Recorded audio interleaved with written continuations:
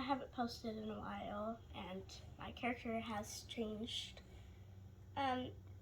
This is once again a farm tour.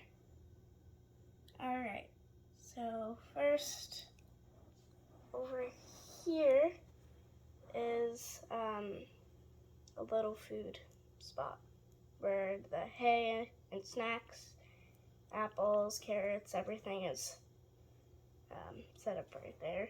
And then chicken coop. It's a very tiny one, and it's adorable though. There's a little baby chicken in it.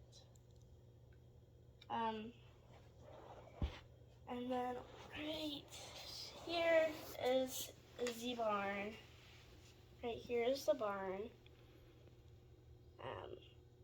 I only have two Halloween decorations, this and the welcome sign and the pumpkin.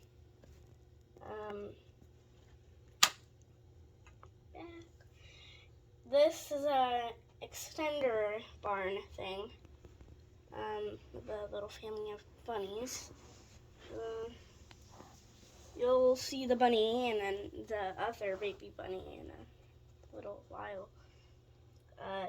Two more extension stalls. Pasture or paddock or whatever you want to call it. Cute little doggos,